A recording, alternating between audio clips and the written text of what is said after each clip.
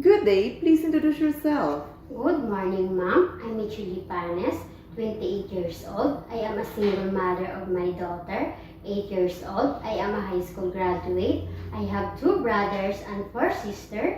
I am a 6th child in the family. Okay, so are you the one taking care of your daughter since her birth? Yes, ma'am. And who will take care of her if you work abroad? My family, ma'am. Do you have work experience as a domestic helper abroad before? No, ma'am. Okay, please tell me about your work experience as domestic helper here in the Philippines. Work experience here in the Philippines as a domestic helper to a couple, 2 children. They are 1 and 4 years old. My main duties are taking care of the children and do all housework like cooking, cleaning, washing, ironing the clothes, gardening, and marketing. Okay, and how long did you work to your employer here in the Philippines? 5 years, ma'am. Okay, so is there another helper in your employer household? No, ma'am. So it means you are the only one taking care of the 2 kids and doing all the household chores. Yes, ma'am. How would you describe your employers? Are they good to you? They good to me, ma'am. How would you describe yourself as a worker? I am hardworking, can work under pressure, can manage my time, and a happy person. Okay, so do you have any tattoo?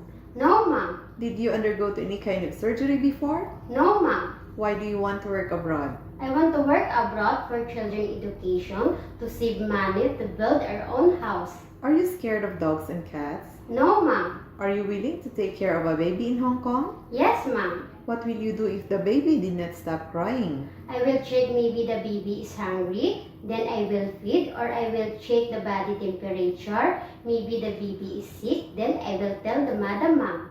What will you do if the children are naughty or will not listen to you? I will talk nicely, slowly, and more patient to the kids, ma'am. Can you sing a nursery song for kids? Yes, ma'am. Okay, please give me example. Baba, black sheep, have you any wool?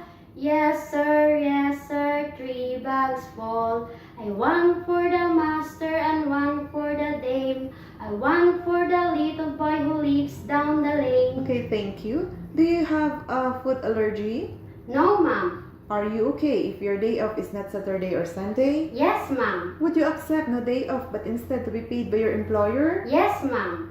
If you are homesick, would you break your contract and insist to return home? No, ma'am. I will just focus on my work. Would you like to work with employer who has many children? Yes, ma'am. Are you willing to take care of an elderly also? Yes, ma'am. Are you willing to get up early in the morning and sleep late at night? Yes, ma'am. Do you promise not to use your cell phone during working hour? Yes, ma'am. And do you promise not to lend money in Hong Kong? Yes, ma'am. Do you smoke and drink alcohol? No, ma'am. Do you have full consent of your family to work abroad? Yes, ma'am. Okay, please say a short message to your future employers. Good day, ma'am answered. If you choose me as a domestic helper, I promise I will treat your family as my own family. I finish my contract and extend if needed. And I promise I am willing to learn how to cook Chinese dishes. Thank you, ma'am, and God bless you all. Okay, that's all for today and thank you for